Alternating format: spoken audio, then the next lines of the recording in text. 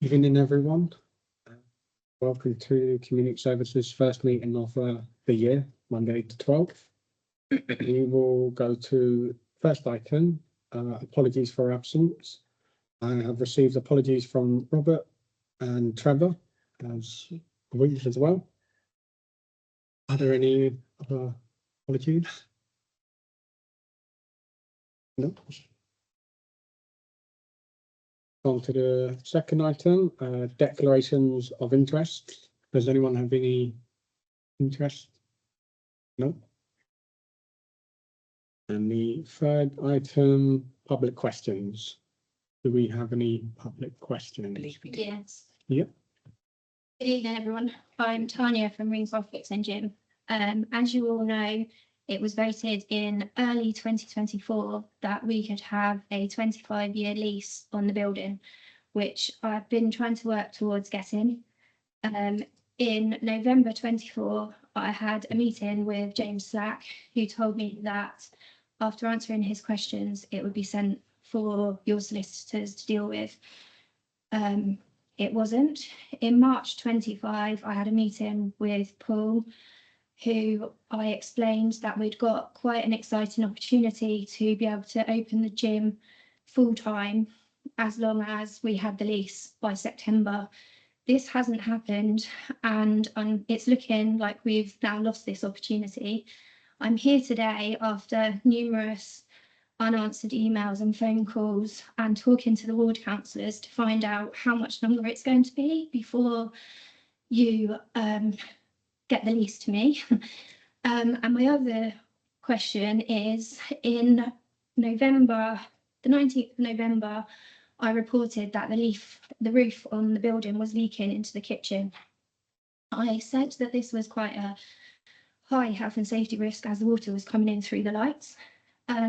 This wasn't actually fixed until the 5th of January. I've had to cancel bookings because they couldn't use my kitchen due to the health and safety risk of the electrics in the kitchen. It has now gone completely mouldy.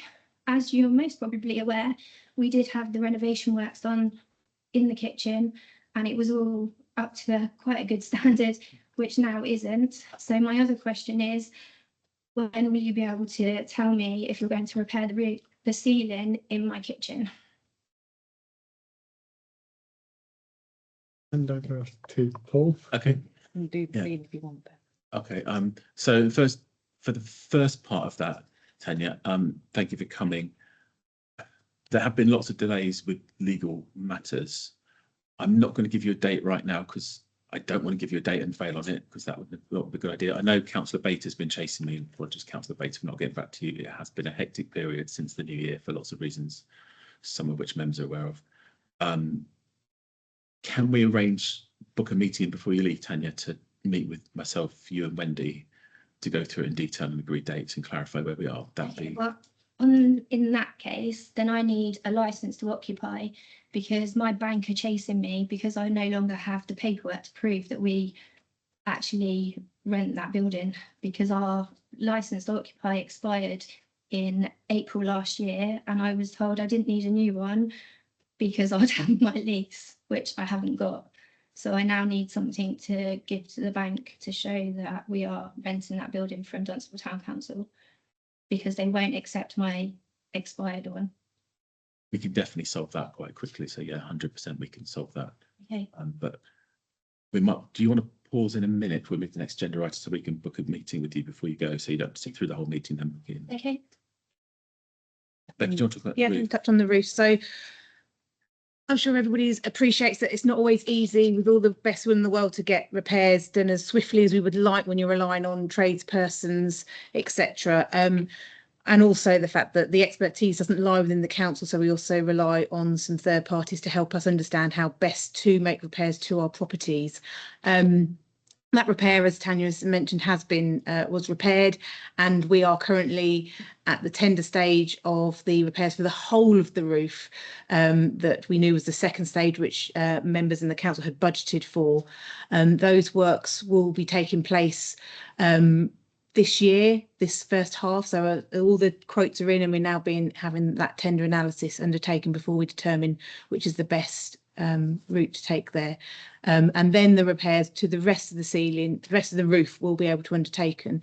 I would recommend that no repairs to the internal ceiling takes place at present, because whilst we have a temporary, and it was a temporary repair that's been put in place, that, you know, you can't guarantee that that's going to be 100% until we get the full works done to the main roof. I haven't visited, so I don't know the extent of the concerns that you've raised, and whether it's more than just a anti-mold and repaint job, or whether there's more to it. Just to call on the 18th of December. Well, we can certainly look at that and understand, and we'll take some advice if need be. But I would say for now we'll leave it for those reasons as I've just explained, and then we can revisit once all the repairs have been undertaken. We can look to see what's necessary. What unfortunately is that's the case when you've got a building and you're responsible for internal repairs, and what actually we need to take responsibility for as well. So if you are kind enough to leave that with us, we will then pick that up once the full repairs, but that is very much in tranche. We've got those quotes in from a number of companies, and we're ready to proceed in the coming weeks on that one. Right, should we book a Wendy? If you've got a diary, you Wendy. I've got the calendar. Okay, fine. The downside from Tuesday. If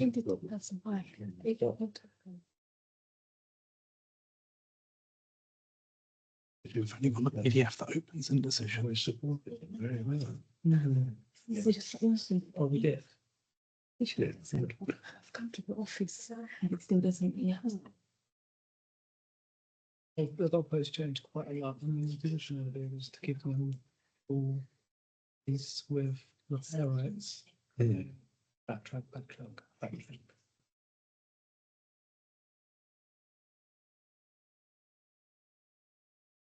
All of this.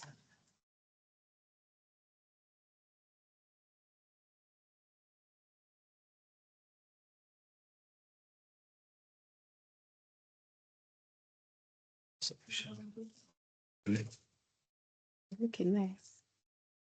It's sort of the box shape there, so I've been looking for it. it's quite some talented chefs. No, we want you to work. It's supported downside area very well. Still waiting. We're all waiting. Number of youngsters opportunity, but No, I don't know. otherwise. I'll know. I'll let you know what I know. When it's so steady, it's shipping. straight Just over use your here. finger on a touch ID, just put sorry. Try again. Go. Next.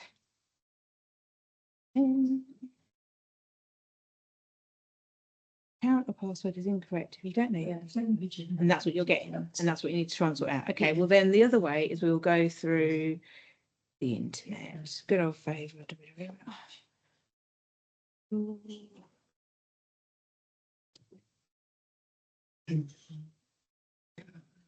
Do this, Sally. We can totally do it. Just leave that. Cancel the meeting.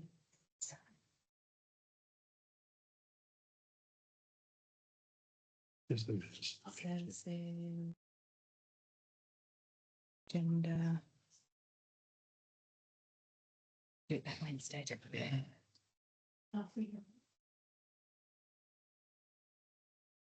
Got it there. Not through decisions, but through the website. Oh. Does it feel dark in here? Yes.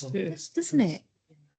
Do we have more lights than this? Well, I don't know, but it just feels. I think we should know why. Oh, yeah. They're not working, are they? Been turned on. It looks like it on there, but It's green. Could all go into darkness if they. That would be why we were all thinking it's. Sunlight. I like a lot of light. That's my thing. So if you'd rather have the softer lighting, You can see Philip now. the mood lighting going here rather than. Do we always have those lights on? I really feel like. Seems I extra don't think it's bright. normally this bright. It seems very bright. So spots. Do you want them turned off? I don't know. I'm not being Blackpool. It's fine. Let's. Well, there's a green initiative to keep the light in there. I felt it was very dingy. Hmm. We then put these middle spots on, and now people think it's very bright. I said, I honestly don't mind. I'm a bit of a Blackpool illumination. We've got to think lover. about the live stream, remember? We don't want to be dark to people watching online. That's true. Continuity now. We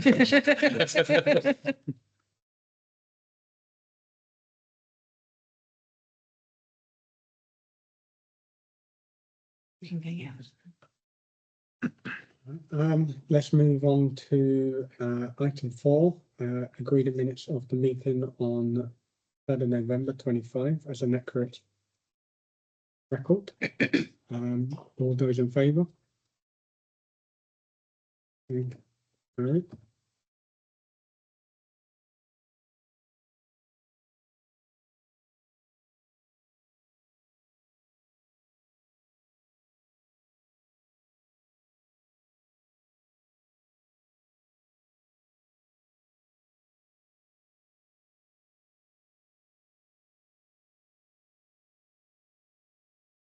And we move on to item 5, action tracker.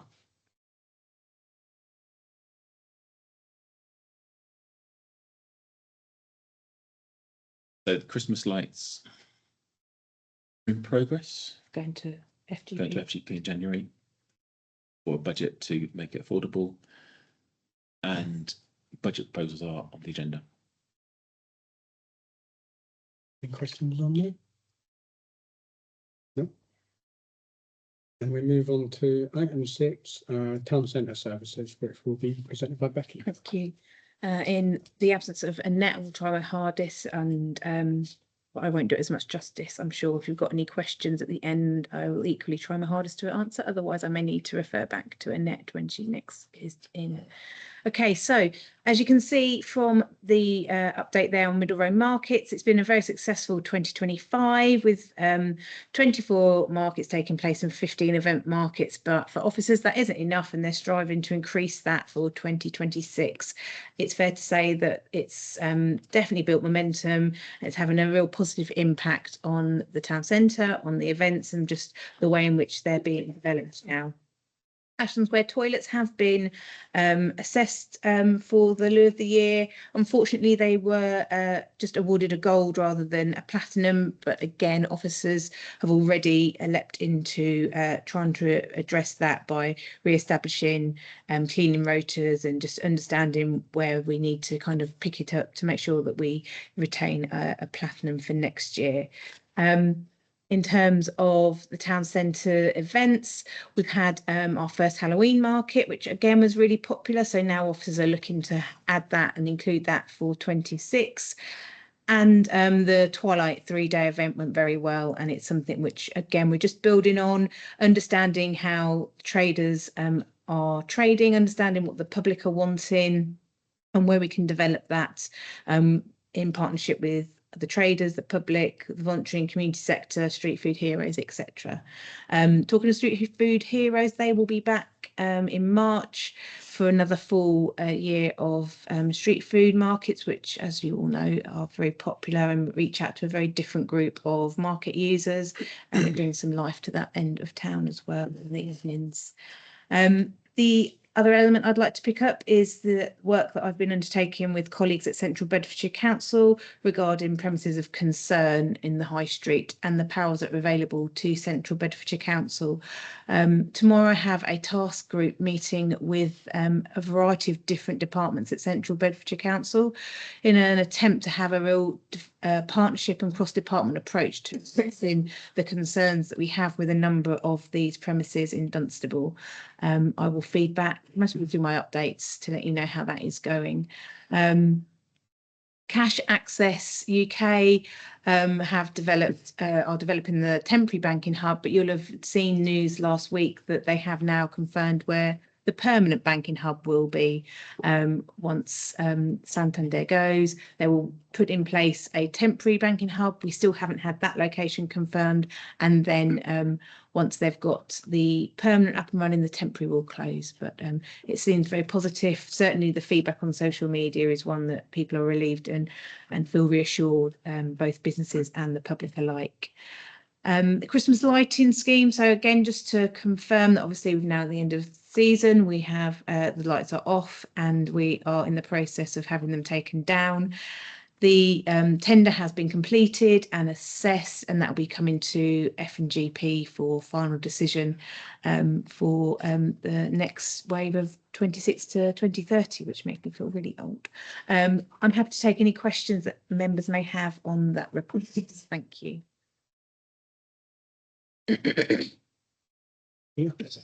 Thank you. Premises of concern.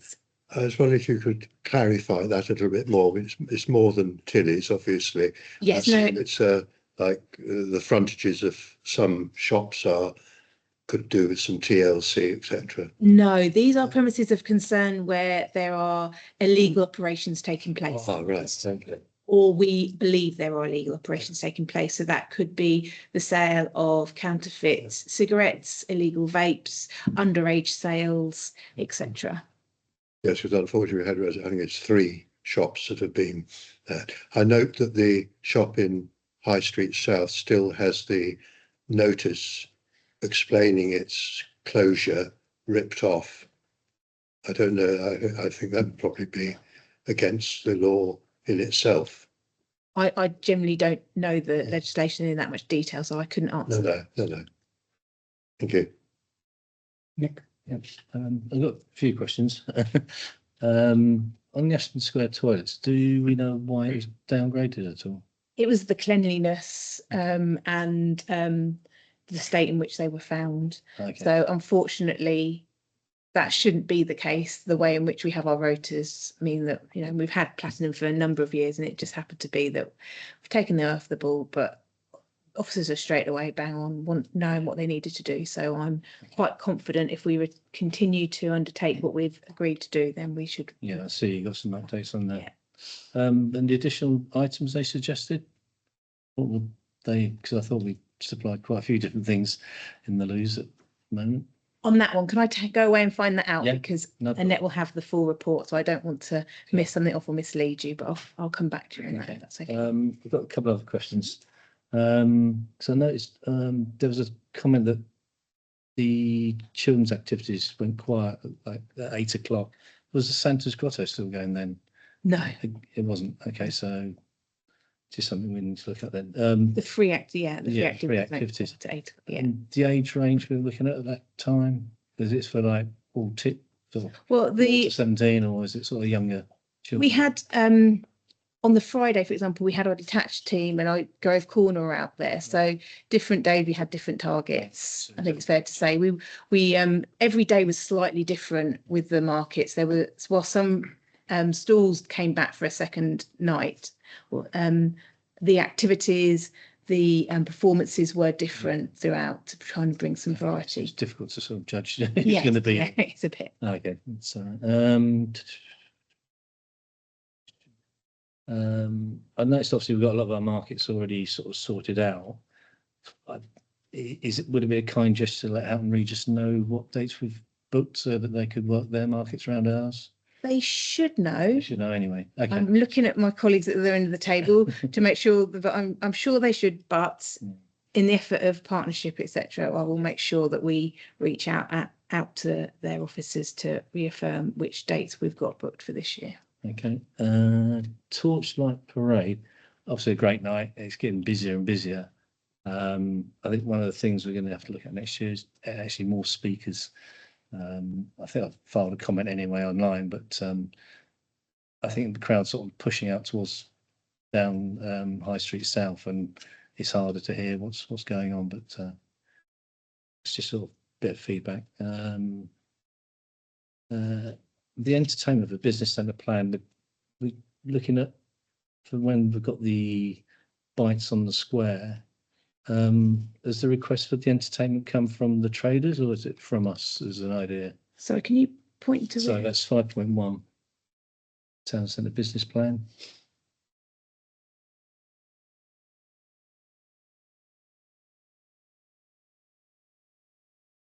So I can't. Officers will also book entertainment to further support traders. Yes. So as part of the markets and as part of the business plan, we know that to have a positive market, it needs to be more than just stalls. Still. And so Annette and the team look to work with voluntary organisations through Octave and through Calling Dunstable to have acts and entertainment, some of which we have to pay for, some of which we don't pay for, but it just creates a bit more of a lively atmosphere and a community feel there and more of a destination. Okay, because the question then is that been budgeted for already within the budget? Yes, absolutely, yes. Okay. Yeah, this works within what there means, that hence why they work with volunteers and other business partners.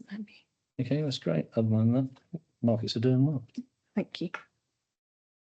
Hi there, thanks for that. I'm just double checking before I ask this question. Ashton toilets are the ones behind what, boys?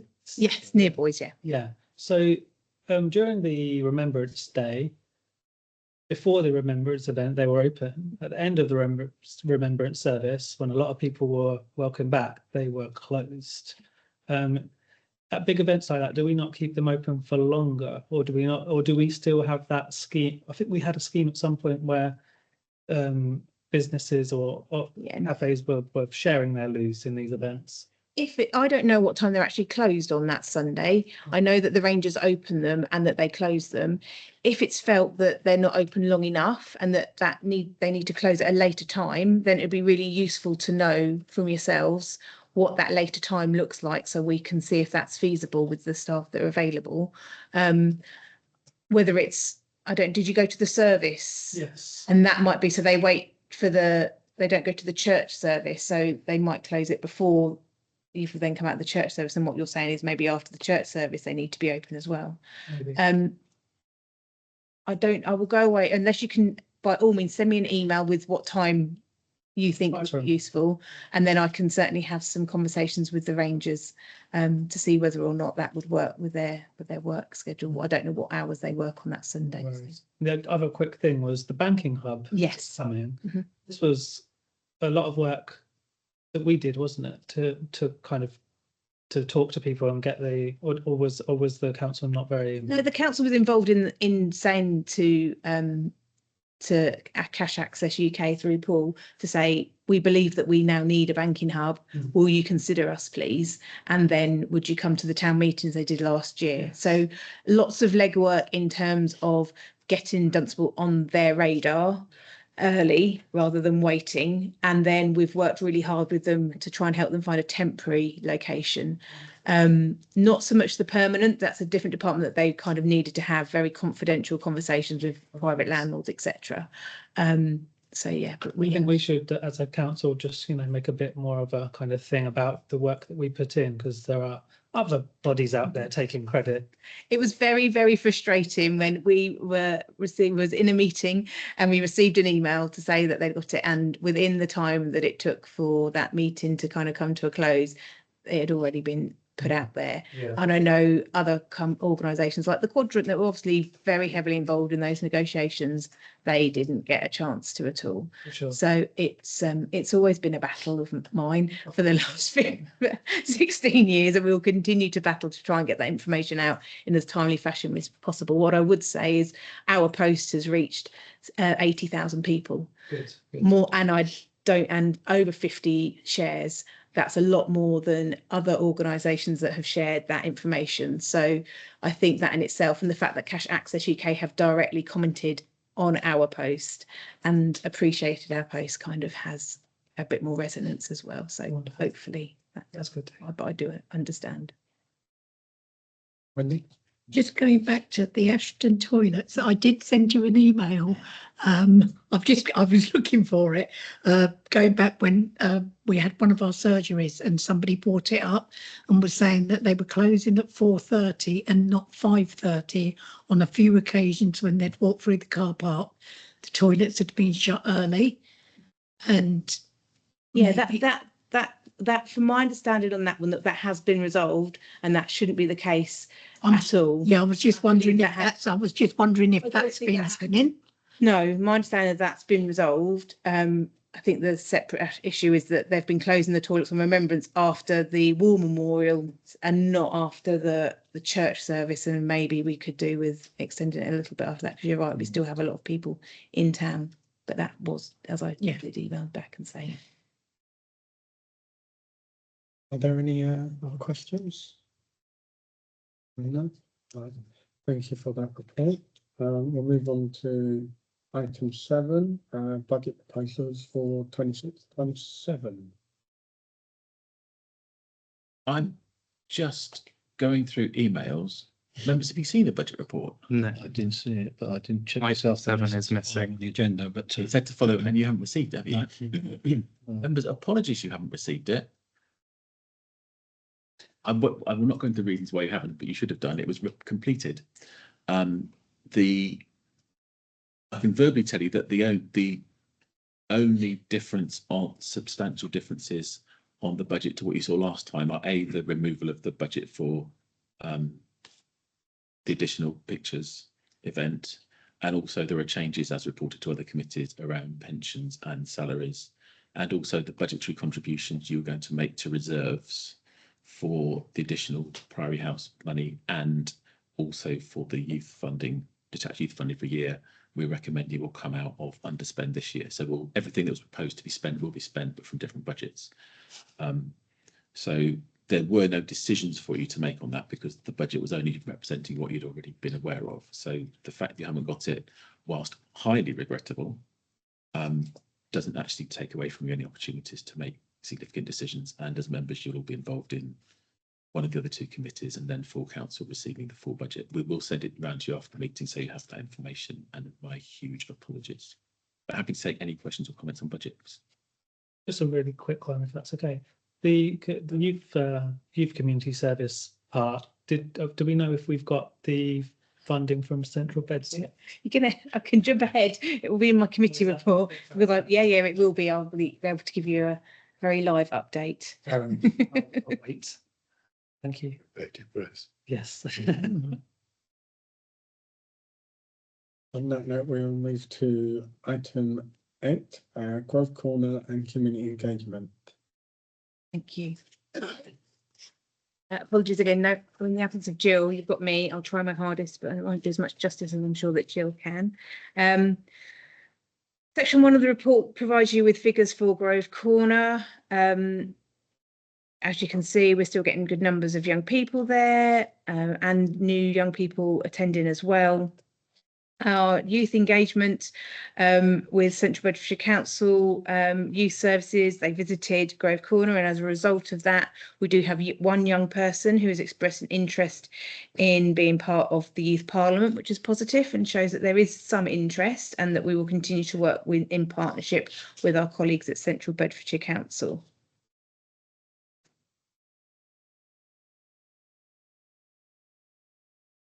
The detached youth work that's been ongoing and continues until the 31st of March. As you can see from section 3 of the report, it's working extensively across all of Dunstable. We're working continued work with the Leisure Centre, which funding ends next month. But we've got some great outcomes there. I think they're currently now working on doing some fencing. So, you know, some different sports and activities with a real, what was a difficult cohort of young people that really didn't feel like that space was theirs.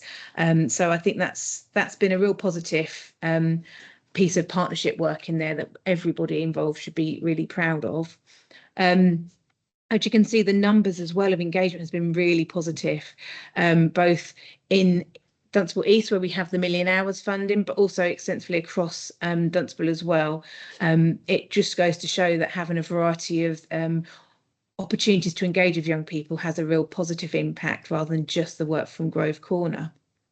As a kind of roundup of our external funding and a bit of a celebration event, on the 31st of March, we're going to be hosting our first under 18s night at the Dunstable Conference Centre. We are working in partnership where we possibly can. letting the police know and the community safety team know, having organisations attend the events. We are working with perfect personalised parties to get young people actually participating in the event, not just coming to the event. So looking for any budding DJs and performers that might like to be part of it. Tickets will be going on sale soon, and I'm really excited to see where this event could go and how it could grow. Just like we have our big lunch for our older people's community and services, I think there's a real opportunity here as well to do something positive for the town that the young people will feel valued in having. School engagements, as you can see, we continue to work with schools where we possibly can, and that will work well again with the under 18s night where we can promote that with them as well. I'm going to just leap in here. It's not written down, and the reason why it's not written down is because only Friday did we receive a letter from Central Bedfordshire Council in regards to the detached youth work, and as part of our request for further funding, they have now confirmed that they will fund £30,000 for 1 year. So from the 1st of April 26 to the 31st of March 27, and they are just wanting to know whether or not we accept this funding. I thought the timeliness of it, rather ordinarily as officers we would go back, but I thought the timeliness of it would be quite good to get it minuted. Your response to that offer? I think it's a no-brainer, but it's always good to be able to go back to officers and colleagues to say, absolutely, we very much do want to accept this. What this does mean then is that we will be able to have that continuity of detached youth work with 3 nights a week of detached youth work across the whole of Dunstable, and what that looks like and where we place our detached youth workers will be dependent on need. I'm happy to take any questions at this point, and then I'll move on to Bennett's Splash and Cafe. Greg? Is 30,000 the entire amount we were expecting? Because I think we've put aside a reserve of 35,000 because that was the amount we thought it would cost for a year. It's 31 is my understanding, and then we have a separate pot for the activities. So 31 will cover the staffing elements, and then we'll have a pot for activities. So this just means we will do a little bit less on activities, and cut our costs accordingly, as that team always does. And it might be that we are able to draw in other external funding and other opportunities, but it will pay for the bulk of our staffing. Nick? Oh, no, definitely. Richard? Yeah, I just wanted to ask on that point. Obviously, we put, I think, forward, didn't we, a provisional reserve just in case that CPC came back. So I guess that will just be now recycled into the actual budget figures. Well, I think what's been proposed is that stays as a allocated reserve. So therefore, next year, because we only have this funding for 1 year, you have that to fall back on. And if Central Beds are late in telling us whether or not we've got funding, or if they pull it away, that you haven't got that difficult decision of either cutting a service at the last minute and the implications that might have around employment, etc., but also that you haven't got the difficult decision of, well, we've got to quickly put up our precept to cover that. You have given yourself, and you're trying to create a resilient service there and think forward. So that's my understanding, but again, through the budget setting, you could choose not to do that. Planning. I think it is just a positive comment, which I'd like it to be recorded in terms of the activities, the youth active on the 31st. I think involving the youth and them having their own activity, an event is going to be positive. I think in future, if that goes quite well, we should have a youth day. You know, when we have in terms of community events and all that, maybe we should have something that just is around for the youth. I think we had proposed that 2 years ago or 1 year ago. So maybe after this, we can consider that and use the youth to advertise the event. I met them and they engage quite well with the activities. So I've had a session with them, which is quite positive. Yeah, so well done. And I'm going to be attending. And I'm happy to support as much as possible. Thank you. Just a minor question about the activity event on 31st. It sounds great. It's disappointing for the town that the only nightclub is going to be run by the town council, but it's good. It's good to have, nevertheless. Just wondering, the costs of it all being put into place and is there going to be like a normal kind of event where drinks and things can be paid for and bought at the event? Yes. And in which case, looking forward, if it's successful, would it be something that could be marketed out to like a third party to run as an event going forward, a more regular thing kind of? Or I mean- would it be something that we'd want to look after for a little while? I think it'd be, if you were to ask, if I was Jill, if Jill was here now, she would say, I would like to look after it for a while. She has experience of doing this in other towns, and these events are still going on 15 years later. So she's very much about trying to develop an idea and grow it and work with the young people. I think the danger is if you gave it to an external company, it'd be very much about, is it making a profit rather than, is it also having that positive impact with young people in the wider community, etc., which is kind of the vision that Jill will have with her team. What we are looking at is how can we make this sustainable? So at the moment we have this external funding that we need to use by the end of March. So we're able to pull that in and pay for that through Million Hours in Central Bedfordshire Council. We are asking for money from the young people because we think it's important that they see there's a value to it, and that hopefully you won't get people just saying they're going to come and then not come, and then you actually haven't really got an event. We don't want that to be a barrier though, and Jill and the team will work with the groups that they know and the schools to make sure that isn't a barrier, but we will be making some income from that. If we can then create a reserve, which we can then understand, right, we know we're going to get this number of people, we know we're going to get this income, we think we can run this ourselves, members we need a small amount, or we go and look for external funding, or we look for a sponsor. And I think that's the beauty of keeping it as a community event run by ourselves, is that those opportunities are still there and we can look to add that value rather than it just be about can it break even or can it make a profit. Yeah. Okay. Thank you. Just a quick question. I'll bring through obviously including Bedfordshire Police. Will they be in attendance to sort of explain what they are, or is this really a policing the numbers? No, Is so it- we don't know whether or not they will definitely be there or not. Some of that will depend on the night, on the shifts Yeah. that they've got. It is midweek, so it might well be that it's a bit quiet for them and they can come out. What we like to try and do is create a positive relationship between young people and the police. So they regularly pop into Grove Corner, or they'll come not in uniform and have a game of pool and kind of dispel some of the myths and build up some positive relationships. And so Jill and the team's idea is to do exactly the same. If they are able to come, they'll be there in that way in which we're trying to build a positive relationship with the young people and the police. We will be having security on the night, so they won't be needed there to be our policing element of it. Richard? Yeah, just one question on the Bennett Splash. Oh, I haven't gone on to that yet. Oh, sorry. That's you- okay. Okay. We did That's just talk fine. about, that's okay. You go ahead then. I'll question if need be. Thank you. So again, I'll just pull out some of the key points of Bennett Splash and the Community Hub. The team have been working really hard to try and increase numbers, as you can see, in terms of the number of sessions and 6.1 of the report.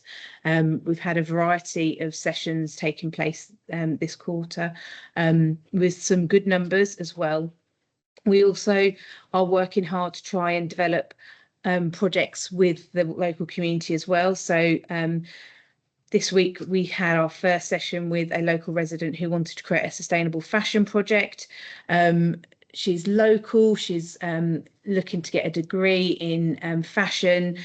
She also is a member of our Eastern European community and is really keen in trying to get them using that space more. So it's kind of a great example of where I think we spoke at the last meeting, but how do we have a community development approach to kind of getting that centre used without it having a huge resource on us. And the plan is that she'll be running these workshops during the close season, and we won't really need to be there at all. It's her project, but it's a not-for-profit. We're not here to try and make money, but it is getting that space used by different sections of our community.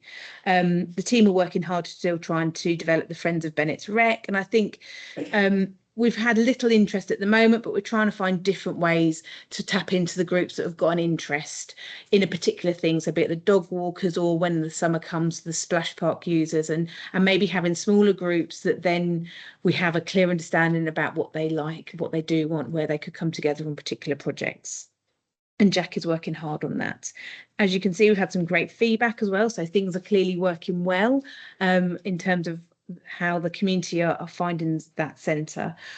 We have reviewed the opening times for this kind of last part of the closed season from January to March, and they're listed in 6.9.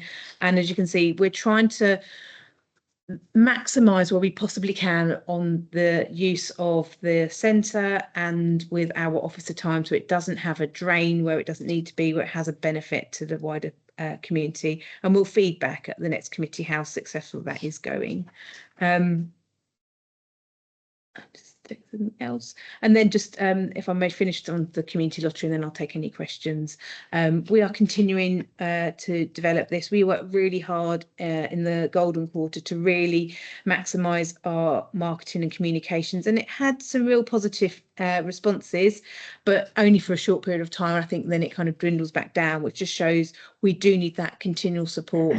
I was only talking to one of the good causes today. They haven't managed to sell any tickets, but actually it's because they've not done any marketing. They are just a little bit confused and overwhelmed and not sure how it works. So though if you're aware of a group, if you're a member of one of those groups or aware of them and you think they could benefit from it, but they just don't know how to, then that's what myself and Jack, what we can help with. So please, we're going to work with that organisation, and but if there's anybody else that you're aware of, please let us know. But at the same time, we're still bringing in you know, a relatively good level of income for good causes across Dunstable. So it is having some benefit, definitely. I'm happy to take any questions. Yeah, sorry, I was just going to ask about the October half-term figures, because I understand obviously it says there that because at the end of half-term the take up for the Build-A-Bear workshop wasn't quite what it should be. I think I'm reading this right, but without the top of the headers of the figures there. Whilst I appreciate that, it just seems to be quite a large deficit, seeing that was the end of half-term week, the 28th to the 3rd of November, for £240. Is that correct? Is a deficit of? Figures are correct. I mean, weather and factors that you just have no idea will influence these, and that's why we've said to try and run the Splash Side Cafe and Community Hub as a profitable commercial vehicle is so difficult because there's so many different external factors that you would not know. So Build-A-Bear last year was like sold out, couldn't have realised how popular it was going to be. But it was something we hadn't done before, so there was a lot of interest. We thought, brilliant, we'll do it again, and actually people are wanting something different and a bit unusual that they haven't done before. So what we've realised is we can't kind of regurgitate the same activities just because they worked well once. We've actually, what members of the public are really wanting is something which are a bit different that they haven't seen before. So Just out of interest, was it on the same time last year, October half term? All right, okay. Once you got a bear, you got a bear, haven't you?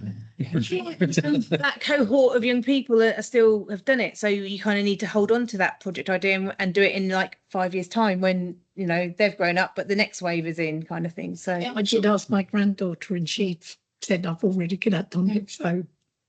So was that deficit, you know, because of the extra costs involved in the workshop and not many people attending it? I'm just trying to work out, because obviously it seems to be quite a big difference. well, you have to go and buy the bears and the outfits and what have you. So, and you still factor in your staff in for your half term that you're going to be this busy. So, Okay. Any more questions? Well, thank you for that report, and it's great to hear about the funding. Just a suggestion, you know, because they've already bought the stuff for the bears. Would they, because they have material and they are different things, let's say like the Easter, would they do something different? Would they do a different workshop? Are they open to do a different workshop? possibly. I mean, some of the materials are like actual themed, like Halloween outfits for the bears, and that's the thing. So I think it's about sitting on it for a couple of years and then bring it back out again. I thought they were just materials. No, they're actual outfits, themed outfits, yeah.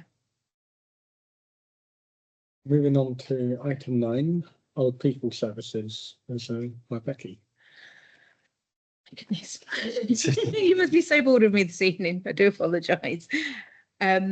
Okay, remember, this is a very quick information update for you all. Good Companions Club continues to be at capacity. I visited them today and they're still, you know, it's still such a joyous group and makes such a difference to their lives of so many people. And it's just so great to see them being active in their community rather than just sitting at home and being isolated. The Lunch Bunch now has 38 members, which is, you know, has grown significantly since it moved.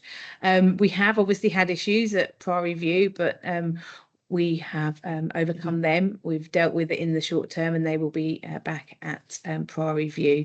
So that has been resolved seamlessly by the team, I may add. Rock and Roll is being advertised currently. I believe tickets might even be on sale now. And as we know, this is always a very popular event. The food club that's mentioned there continues to be developed and grow, and hoping that we can now get the members to think about how they can become involved and own that going forward, so it doesn't take so much officer input. Not that it takes a huge amount now, but it was always about the idea that we would bring people together that perhaps were isolated, didn't know each other, encourage them to meet up for lunch in and around Dunstable, and that going forward they'll be able to kind of coordinate that and take that on themselves. And then Happy and Active Together resumes in January, and there'll be 2 sessions running weekly. These will be run from Bennett's Moor Recreation Ground, utilising the cafe space if required when there's not so great weather. And also the other session we run from Dunstable Community Halls, and I believe there's been quite a bit of interest in that as well. So there's lots going on for our older community as well, which is really positive. Happy to take any questions. No questions. Thank you for that report.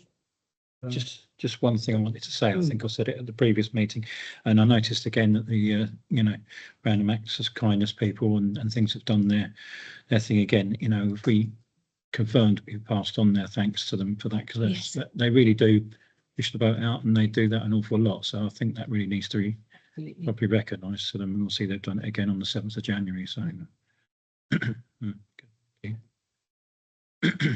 Moving on to item 10. Events, sorry. It's not in the reports because obviously news was announced before after these papers were released, but it's just to note, obviously members will have seen that Central Bedfordshire Council have made a suggestion about not funding the Good Companions Club. That's the one club that or service that we deliver, that Central Bedfordshire Council, as part of a legacy agreement, fund a very small proportion, it should be noted, to run the Good Companions Club. And there'll be needing to be discussions for budgets for 27-28 as to how the council chooses to respond to that, should it be cut, and whether or not the service stops, or whether or not it's fully subsidised by the town council in that respect. But it should just be noted, I think, that that's when they say about a lunch club being affected, it's the Good Companions Club.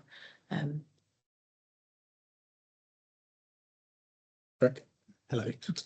What proportion of the funding for the Good Companions Club is made up of Central Beds? It's okay if you don't know the answer. I don't know the answer. Central Beds provide just over £9,000 of funding for Good Companions. It's hard actually to say how much it is, because obviously Elaine's time, our officer time, spans not just Good Companions, but across the Lunch Bunch, and then some of the other activities, as well as to some of the rest of Jill's time, team time, etc. So it's difficult to kind of give an exact amount to how much it costs to run that. We try and get as best value as we can out of our teams. So yes, but it's not the full cost by any means. The town council subsidises it more than central beds. Okay. Any more questions? Oh, okay, we'll move on to item 10, events, being presented by Tina. Good evening, members. Just starting with past events, the Christmas carols and torchlight procession was very well attended with over an estimate of 5,000 people. A total of 13 schools participated alongside the Priory Church Choir, Dunsborough Ladies Choir, accompanied by the Salvation Army Band. Feedback from the food and drink stores down Middle Row and all those that took part in the evening was that it was very enjoyable and those that traded well. Onto SurveyMonkey, a total of 587 surveys were collected for 2025 via SurveyMonkey. The results have been extremely positive, with over 94% surveyed answering that they would recommend Dunsborough events to a friend, and over 91% reported being satisfied or very satisfied with the 2025 events programme. The Appendix 1 will show the full 2025 survey results. And on to planning and development. The theme for Dunsborough Live this year is Queens of Sound. There is a poll on Facebook and currently there is over 1,100 votes collected, with top artists polled so far as Spice Girls, Amy Winehouse, Tina Turner, Adele and Whitney. Where possible, the lineup booked will be based on the artists polled and announced in the April Talk the Town. And lastly, there are currently conversations with businesses regarding sponsorship for the 2026 events programme. And there'll be opportunities for a sponsor to sponsor the entire year's programme, followed by multiple event packages, including single event sponsorships. There will be multiple sponsorship opportunities available for Dunsborough Live, Party in the Park and the Soapbox Derby. Thank you. Any questions? Greg? Thank you, Chair. Really good report. I found this survey stuff really interesting. At first, I saw the first one in Appendix 1 about where if you travel from today and saw from Dunstable 75%, and I thought, oh, okay, so that's a really high proportion. Then I noticed that the Houghton Regis isn't one of the names in there, and I realised that Dunstable and Houghton Regis might be being conflated into one. I'm guessing the answer to the question is there's no way to separate those two, is there? We won't. Not very easily. Okay. The number of the postcode itself. Yeah. Tends to. As we share the. Yeah. Yes. Yeah. Fair enough. But a really good report and really helpful. And the feedback's really positive. It's really good. Nick? Okay, obviously the events have been tremendous again this year. On the sponsorship front, how many sponsors have been approached so far and how are you sort of identifying those? So currently approached are sponsors that were interested in sponsoring last year's events. Unfortunately, they weren't able to sponsor the events that they wanted to, so I've approached them first again. But I think what helps this year is actually having multiple levels of sponsorships available. So this could be a way of everyone getting those events, but just at different tiers. Any more questions, Phil? Right there. Just this is a really random question.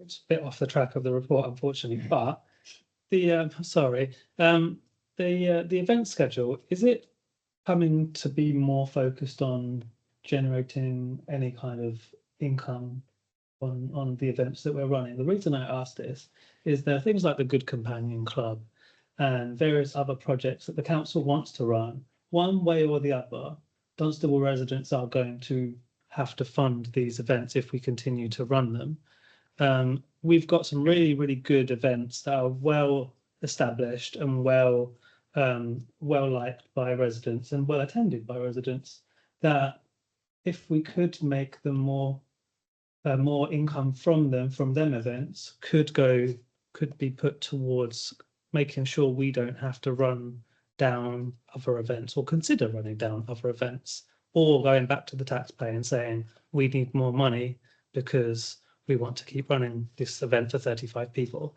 So is there any way that ongoing we can kind of focus a little bit more on the bigger and more popular events becoming more self-sufficient and beyond? Is that something that could be looked into if it's not already? I think it's fair to say that the events that we run will never be able to generate the level of income that's required to make them not need to be subsidised by the town council.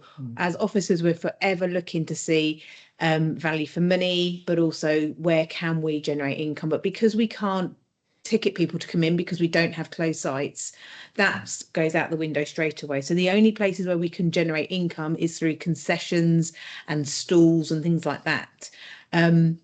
Which is what we try to do and maximise as best we possibly can. But what we do know is if we try and then charge for other elements of the event, then we get a negative response, because actually what people really appreciate is that they can come to our events and they haven't got to dig deep in their pockets, and they can enjoy a day out with the family, and it doesn't cost them lots and lots of money. So it's just reaching a different set of people in a similar way as which our Good Companions does.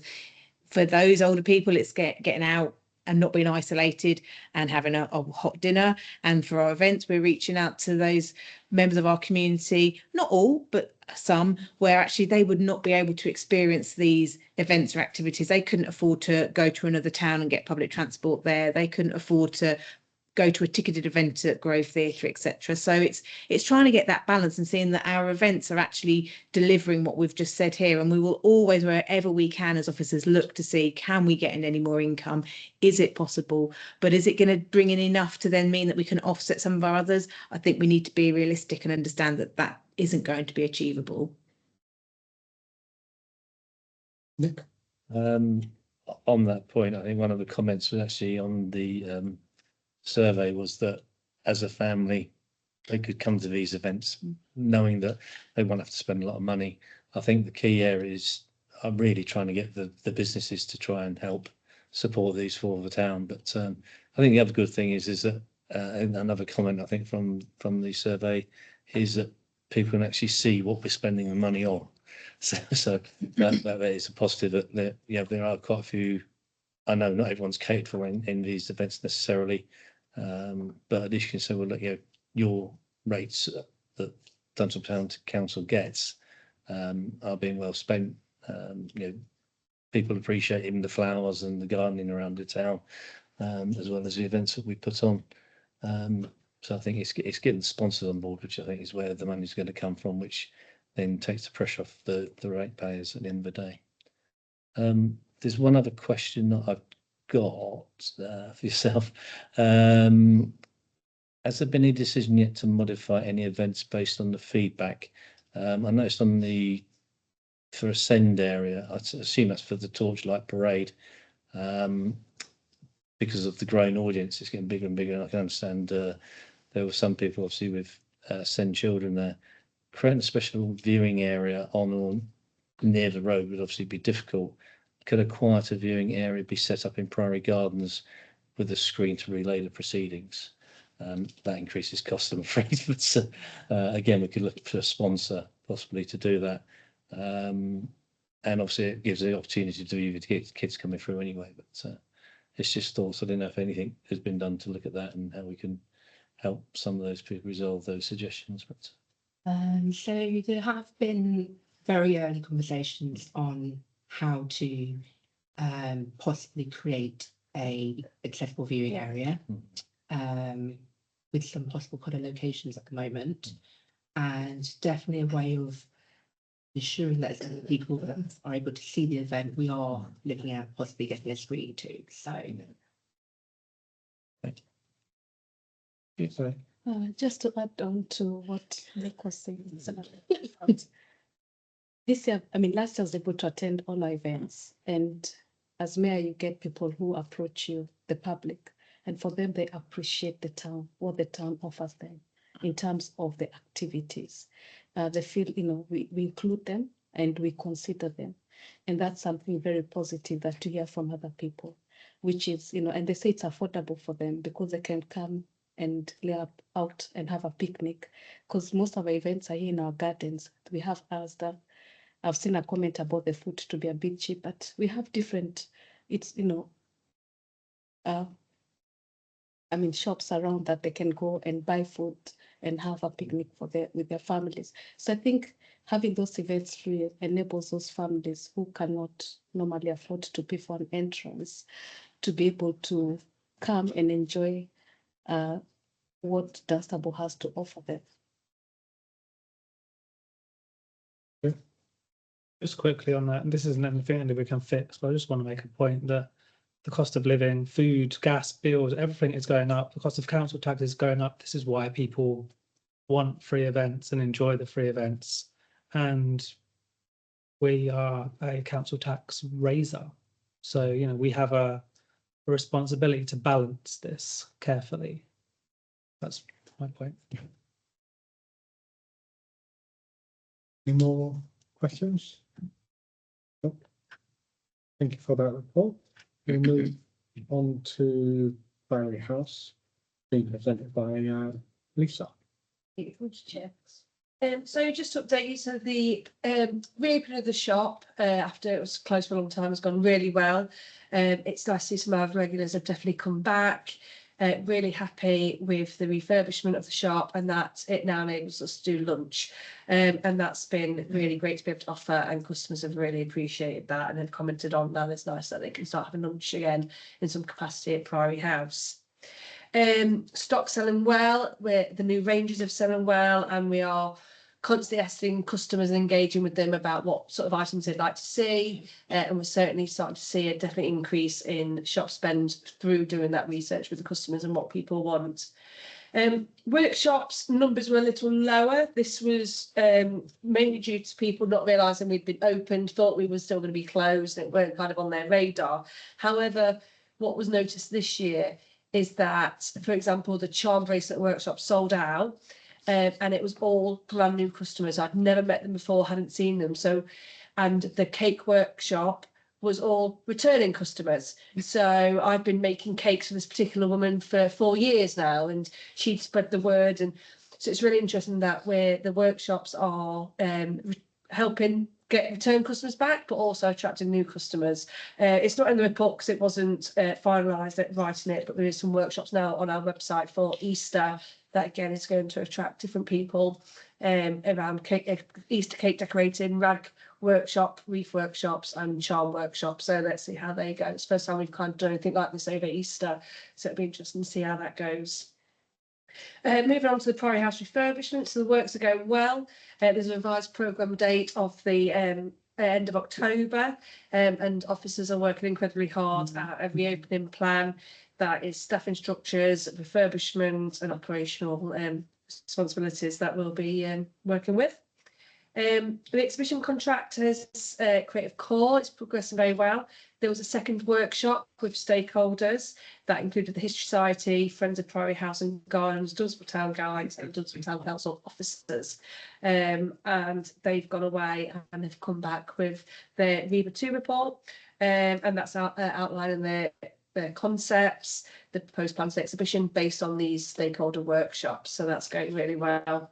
And the stakeholders will be kept up to date as and when some more information on what the exhibition will look like.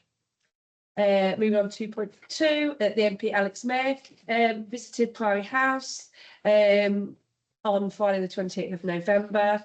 Was very impressed with everything that she saw, and did some social media content around it, and was very engaging. So that was very nice, the contractors on site to engage with her about that. Moving on to 0.3 financial. So members see that the shop sales have been going well, and from shop sales from this November to last November, there's actually an increase of £262, and that's not included. That figure is pure shop stock, so that's really good. And again, I think December's going to be a similar trend in terms of, I think we had a really good December as well. And obviously we've been able to sell food now, so we're starting to claw back some of that loss of income compared to last year, and more people are definitely coming for lunch. And officers will be reviewing the menu. We're going to be doing seasonal items. We do daily homemade soup, and specials as well. That's been going down really well. So offers will continue doing that and engage and see what the customers are wanting. Thank you very much. Take any questions.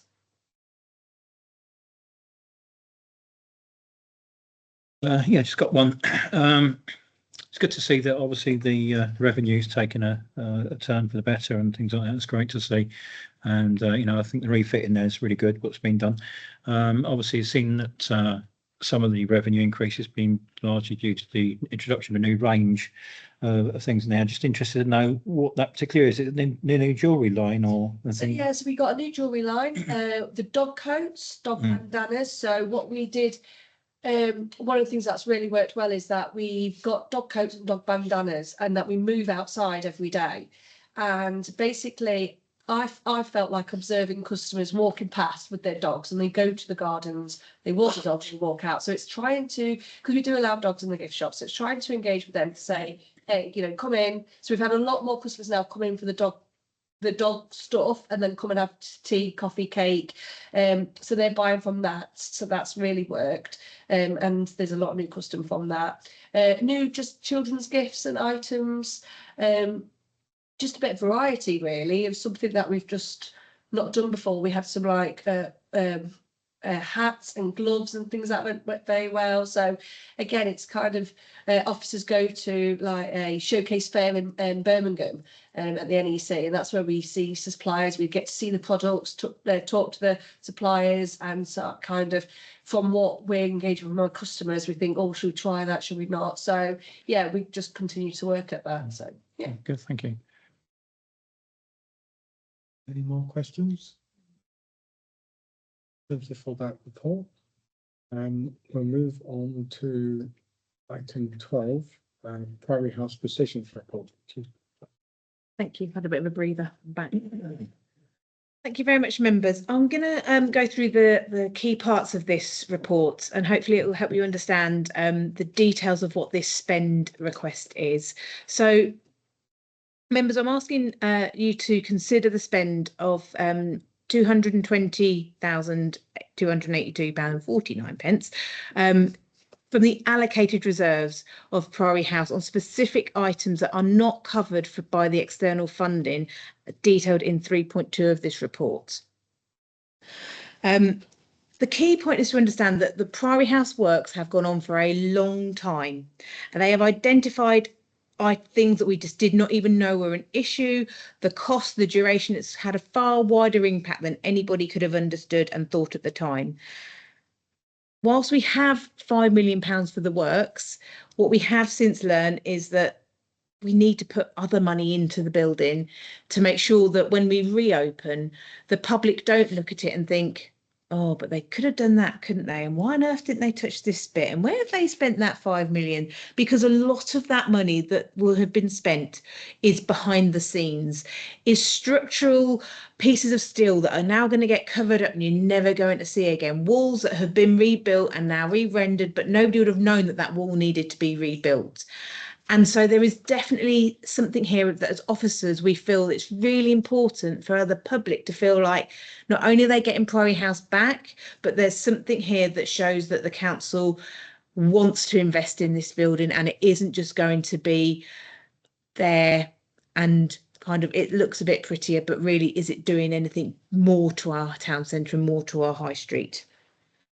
So what we have chosen to do is just to understand from the contractor's point of view and from our point of view, is there anything else that could be done that would have an improvement on Priory House that could be undertaken whilst Priory House is closed, and making the most of the fact that Priory House is closed, that there is no public there, that we have specialist contractors on site that could undertake some of this real specialist heritage work and therefore getting value for money in its fullest sense of that term.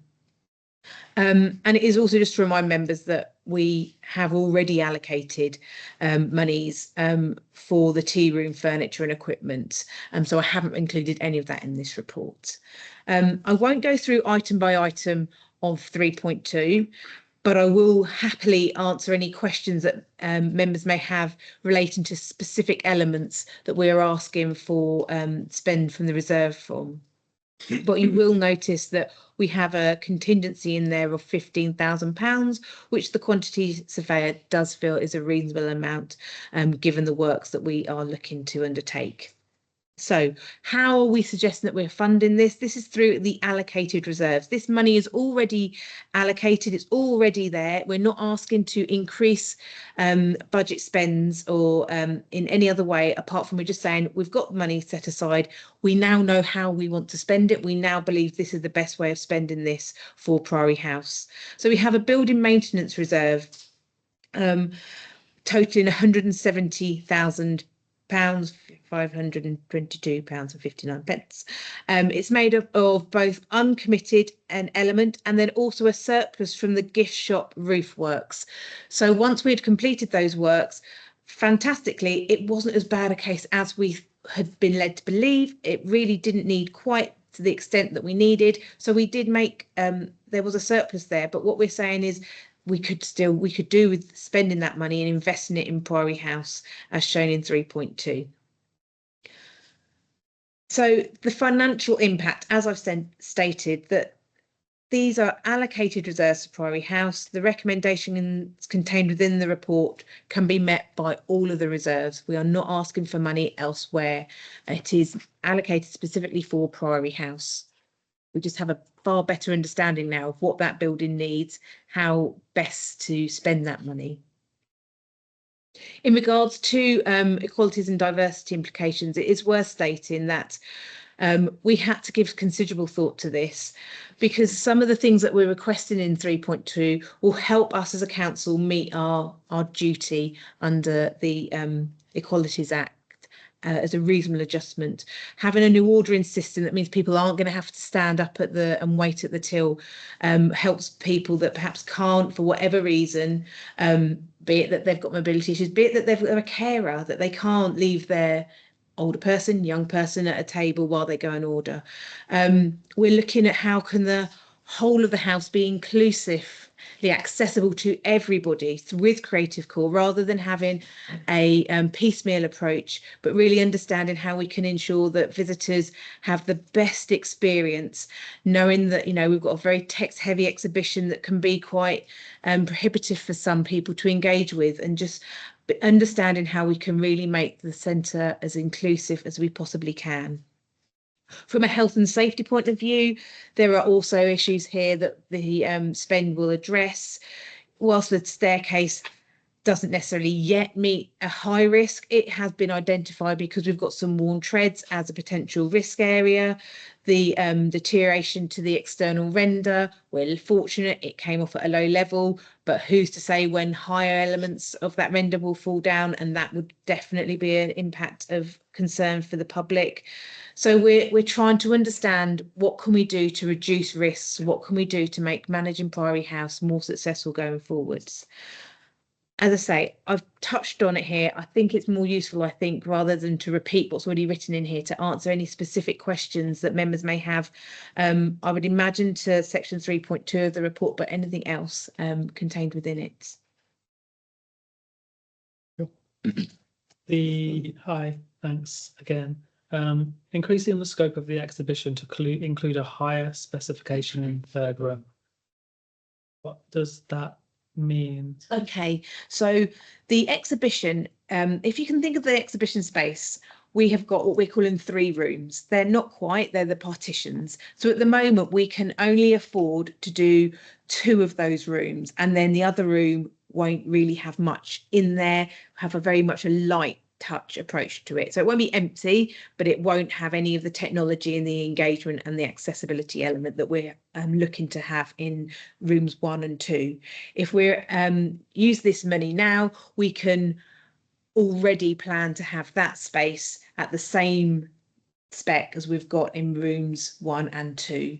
It would always be, in those that have been in part of the workshops, there's always been a view that we want to be able to grow and develop the exhibition space, but we've identified here actually we've got an opportunity, whilst we're doing all this engagement work with a variety of different stakeholders on the exhibition space, we can actually undertake that now, much more better value for money, because we'll have Creative Core on board. We've got Focus project managing their work as well. We've also mean that when it comes to the installation, we'll have all of the works contractors on site with the installation, rather than if we did it in a piecemeal approach and we come back in 3 years' time, is it value for money? We can still do it, but are we getting the best value for money is a question there.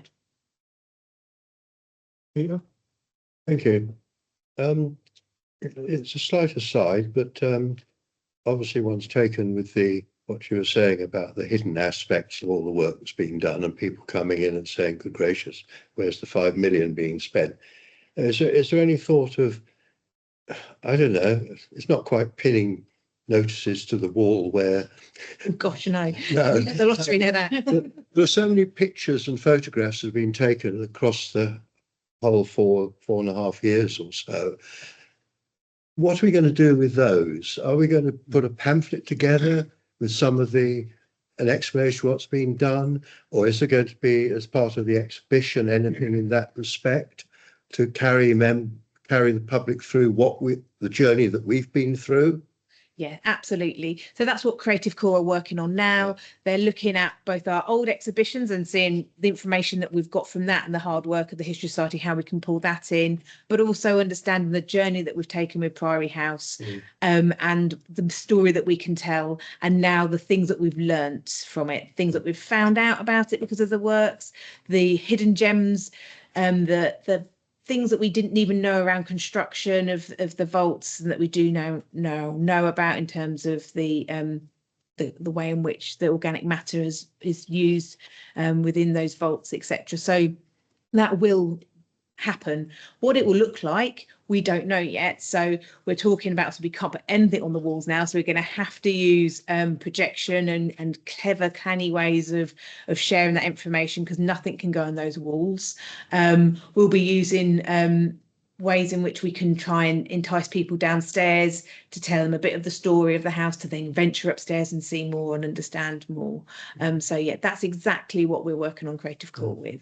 I suppose you could actually project the fireplace. Absolutely. The thing. I'm not suggesting you create the fire in the middle of the might cause a bit of a problem. I think that's exactly it. So we know there's some wall paintings, but they're really hard to see and they're going to get covered over anyway. But we can project in that third room, we could project the different schemes of those wall paintings and what they would have looked like, and mock that room up with that technology, which is why, if we are able to spend that money now, we can continue that story into all of the house rather than just in those first 2 rooms. So we are looking to open up the house rather more than we have done in the past. I mean, that second floor. No, No, not the second floor. There isn't, apart from one hidden gem in the second floor, which is where we believe there is the only remaining window evidence.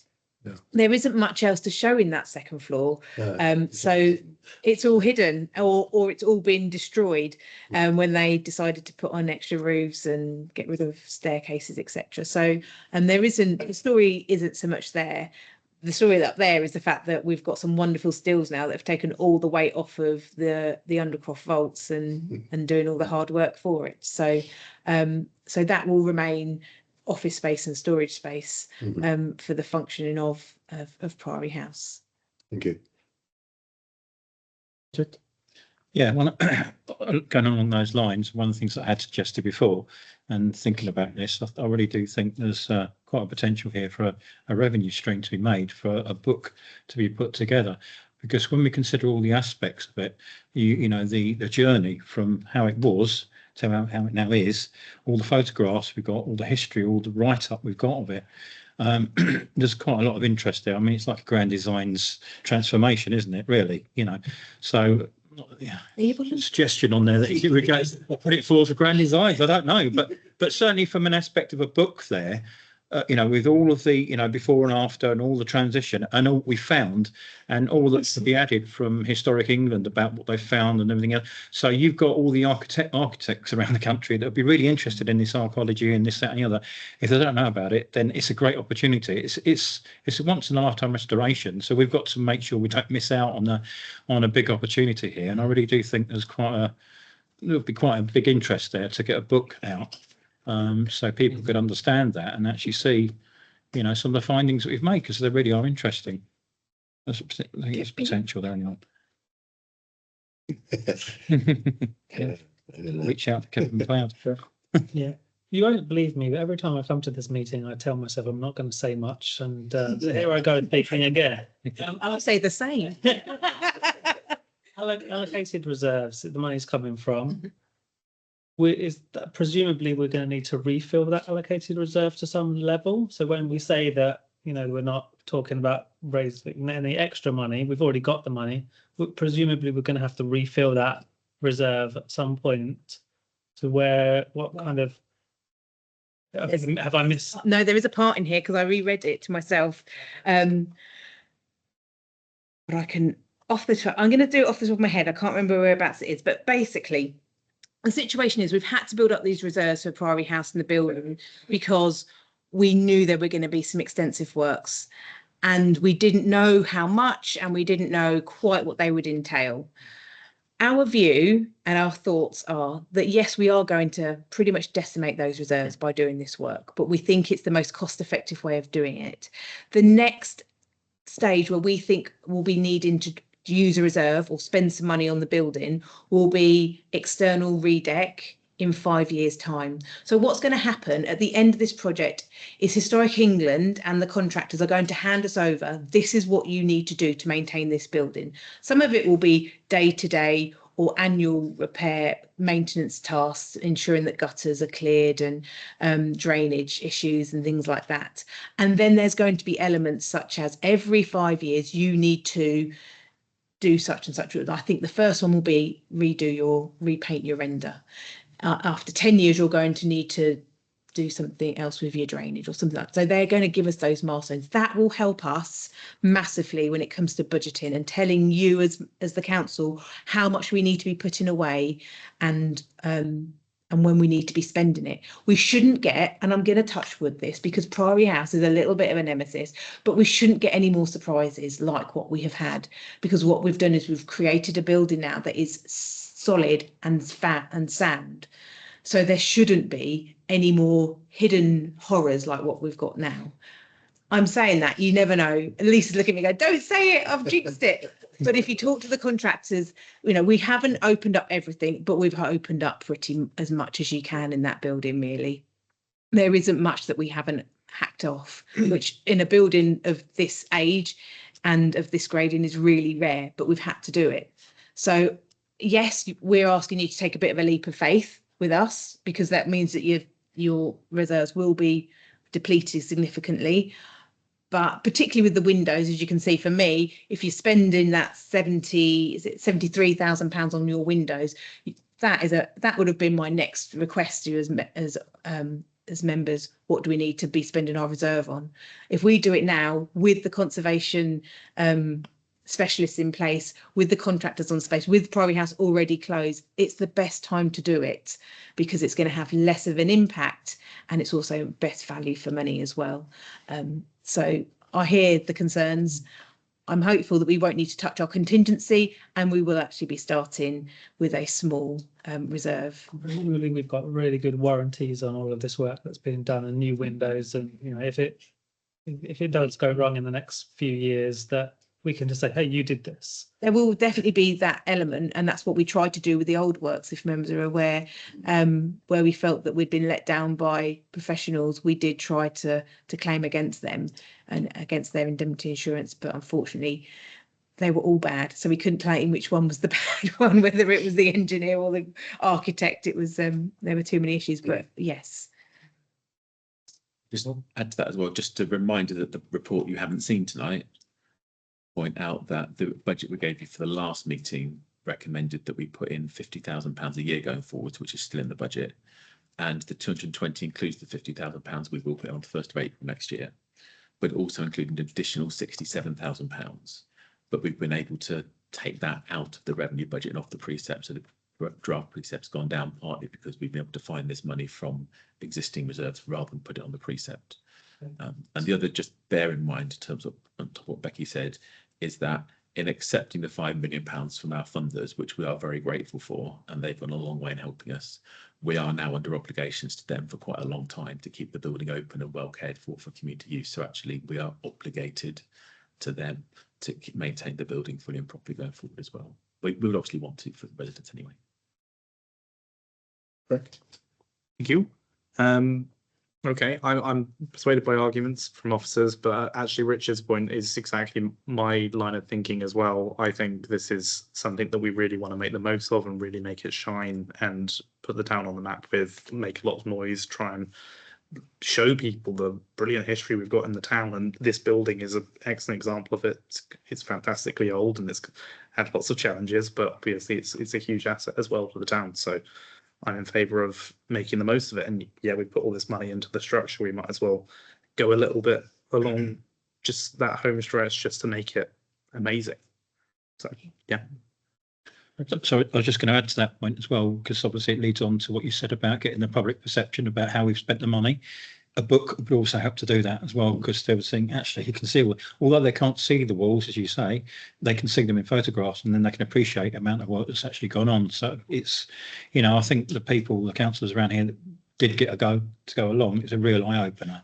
And the public are never going to see that because it's all going to be covered up and done by then. So again, I think the book comes in itself. They should see it through the exhibition though. Mhm. That's what we're Yeah. looking for, is an engaging exhibition that will reach out to people of all different interests. So people that wouldn't necessarily say that they would pick up a book like that because heritage isn't their thing, but they might end up coming to Priory House because we're running a workshop, and then they end up going upstairs, and before they realise that they've submerged themselves in understanding what was behind that wall and what was underneath their feet, etc. So it's about, I think you're right in terms of trying to find different ways of telling that story that meets the needs and interests of different audiences. I think we've got to really look at every opportunity to make from it, because obviously if we just leave it down to the exhibition, then you're reliant on, it's all very well, but you're reliant on still people going in to see that exhibition. A lot of people won't know about that, and people from right across the country, you know, if you've got a book out there, then everyone's got availability to that, and you can make a revenue stream from it. So I do think it's, you know, I mean, perhaps if we start thinking about it now, we could put out some sort of survey, gather interest or something like that. Then it gives us plenty of time, because we've got a year or so before it's going to be given back to us, to judge on how, you know, many copies and things like that we could possibly do. There are different options. I think Peter's done this before. These books, you run off a certain amount and then obviously see how it goes, and then you can always produce some more. But yeah. Just so Councillor Hardwick was. I think Councillor Alderman was before me. Oh, sure. Okay. And just to build on that point, I mean, a completely free way of promoting it would be to reach out to social media and YouTube channels that I happen to follow a few of them that look into architectural and historical content, and literally they would for free look around the building and let thousands know, and thousands would come. Yeah. I'd imagine that Historic England have got some quite varied notes on what's been going on, and I'd assure they would contribute, and also our contractors no doubt have a story to tell. So I think there's plenty of a foundation for a book. And even architectural rings as well, and things, you know, they're all. And then our colleague when we had the High Street Heritage Action Zone, Michelle, whether she would be prepared to put something into it and afford by the town clerk again. Always welcome to help with us. I think just a couple of comments. One is that there are certainly some of the academics and professionals who have been involved in this who are going to make mileage out of it, out of what they've done and found for some years, and there will be academic articles and technical things as well, which we'll share around and highlight on the website. And just the other thing to say is we're having a lot of interest and support, especially from Historic England's head of comms, and there is a comms plan being put together which will be very substantial leading up to the opening, to share the information, get the information out as widely as we can, working with our comms officer. So there will be a really detailed and robust comms plan to do everything we can to promote it. And we can think about a book, but the other thing to say is one of the things we are going to be wanting to work very hard with you once we open is to get as many people through the door buying food and drink and buying in the shop, because that's going to be our long-term revenue from it, is making it a real success with people coming back and coming back and coming back. the biggest challenge for us. How do we use comms and social media and our new things we're going to do, make that work really well. Any more questions? Not a question, just a suggestion. We've got Dunstable tea in there already. We've got locally, not very well known, but there is something called a Bedfordshire clanger. Could we get that as a kind of opening day, something like that, so that we could say, look, something a really local food, and we're the only place available. I think it's Guns Bakery, the other side of Bedford. Yeah. Is the only other place to get it? We used to stock Guns. Clanger, do we? We did used to stock their clanger at Priory. Oh, fantastic. Maybe we could relaunch that. I don't know if that. Maybe our chef could do it. Anyway, that's just a suggestion. Themed menu. If there's no more, we'll get to the purpose of the report. For members to agree to spend the reserves for private house works items not covered by external funding. All those in favour? All those against? Not on the committee, so I'm not voting. So it's carried. And we'll go to our last 13 reports from outside delis. We'll start with South Babes Management Committee. Peter. Thank you. As members probably appreciate, we at the moment occupy a rather desolate piece of land on the edge of what was Watling House. It's got no services associated with it. It's just a place to park our vehicles, but the office is within the incubator centre. We have been given a sum to purchase the land freehold, which is rather higher than we expected and a little bit beyond what we might be able to reasonably afford. So we went to an independent valuer who came to roughly the same conclusion. It's a piece of land that's there's a shortage in the area, and even in its current condition, which is, say, a bit desolate and decrepit, it's nonetheless fairly valuable. The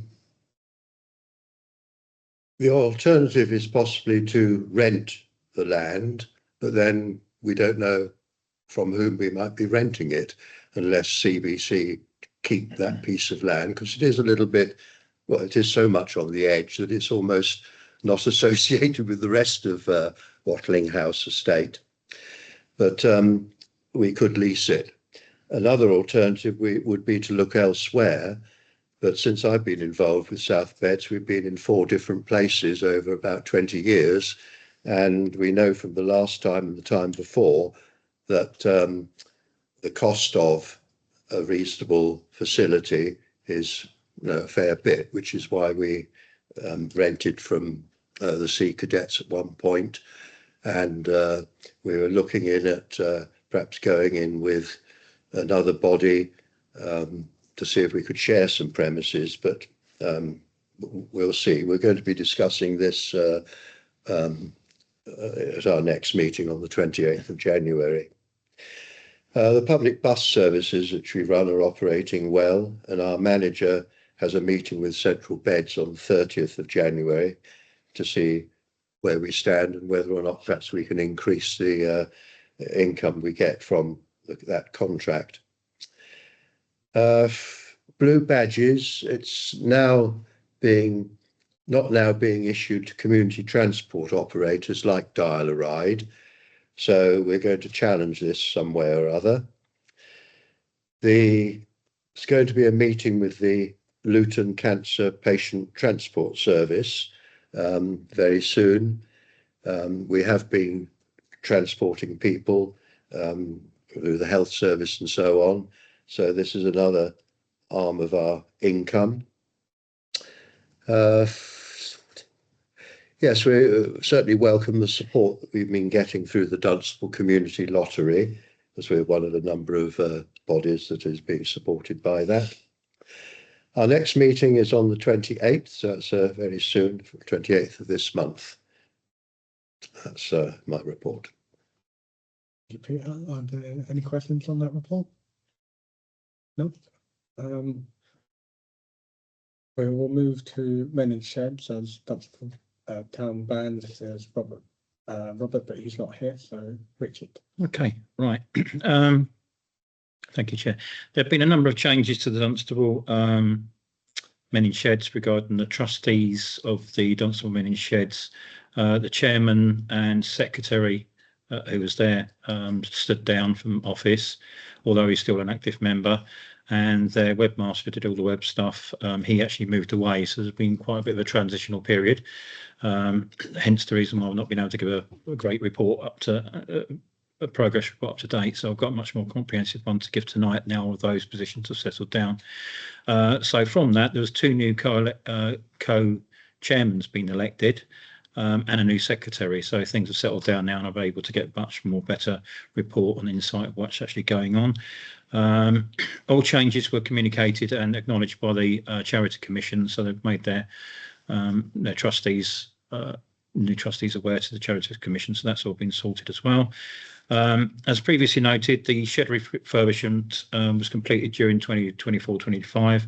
However, there were some minor repairs necessary and were undertaken by DTC subcontractors in agreement with the council officers. Further developments have been planned to improve the provision of the additional electrical circuitry and timers to improve the health and safety considerations and to reduce the power consumption. All such developments are going to be undertaken in consultation with agreement with council officers. So there are further improvements that they're going to tweak. Men in Sheds is financially stable as an organisation, although they have identified that they do need to replace a few bits of equipment now because they're becoming obviously old. And therefore member subscriptions may need to increase slightly with the provisions that they've got to make sure that they're covered and they can get buy the new equipment, but they're in a good position that they think that just increasing that the subscriptions as well as what the money they've got in the bank can help to cover that. They've been asked, I've been asked to pass on how grateful they are for the assistance of Dunstable Town Council Financial Department in providing information on power consumption provided, which has led them to a greater focus on electrical usage. I think they could see from the granularity of what they was given, it's enabled them to pinpoint certain areas they weren't aware of. So that's helped out an awful lot, particularly during out of hours periods, making further efficiencies. So they've been able to tweak their electricity bills and that because of it as well. So that's helped out and made a further cost saving for them. They've successfully applied for charitable grants and will continue to seek such income to enable the replacement of the old inefficient machinery as well. So depending on how much they've got or get from the grant, will depend how much they can replace quicker or sooner. They may have to do it in phases, or they may be able to do the whole lot. They make the outcome of the move to generate greater use of the empty town centre retail units with some bit of trepidation, because obviously, if they do have the potential loss of use of the empty retail, the Martin's retail unit they've currently got to sell things and to keep their stock, then if alternative premises can't be found, or if that does happen, then that could affect their ability to display and sell goods within the town centre markets and store items as well at the time, because obviously it's very limited what they can store in the actual shed. So if things carry on, then that's fine, but if not, then that might have to be a provision that hopefully look at going elsewhere.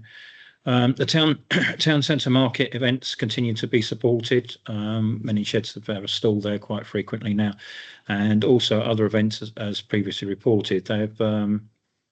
They have those new market opportunities as well, such as Whipstonade, Pitstone and Edlesborough Christmas Market. So they've been at those. They've been actively progressing other routes as well. And a local hospice event at Billington, and they're actively seeking other such market opportunities. So during the summer events, I think their funds are quite good because they go around all the different events and summer events there are on the stalls here, right, left and centre. But in the winter months, it's quite limited for them. So they've really found that as an important source of income going around the Christmas markets as well. So that's been good for them. Commissions continue to be undertaken on behalf of individuals, which has also helped a lot. Various organisations and local schools such as Whipstonade Zoo Priory Academy and Watling Lower School have all made commissions to them. Not only do these raise additional funds, but also in respect of the schools themselves, they help them procure equipment which would otherwise be unaffordable to them. So it's a bit of a win-win situation. They continue to liaise with local organisations such as the Cooperative Society and Dunstable Disability Resource Centre and Dunstable in Bloom to explain the ethos of the Men in Sheds and the benefits to be derived by individuals joining the organisation and what Men in Sheds can do to bring to others. So it's about getting the word out there. Membership remains stable with new, prospective and returning members boosting the numbers. Due to the high level of attendance, the shed occasionally now opens on 2 afternoons per week in addition to the morning sessions. So it's looking good. It's definitely helping a lot of people out. As I say, with particularly through the long winter months and loneliness and things like that. So it does have a great benefit. Finally, the Men in Sheds representative met with Corinne Gilmore, DTC Corporate Performance and Compliance Manager, last week to close out any of the remaining items required actions for the recent Medway store fire risk assessments. So, and they continue to work on those items. That's my report. Thank you. Any questions? No? Thank you for that report. I will now bring the meeting to a close. The next meeting is on Monday, the 3rd of March, 2026 at 7 p.m. Thank you. Thank you very much.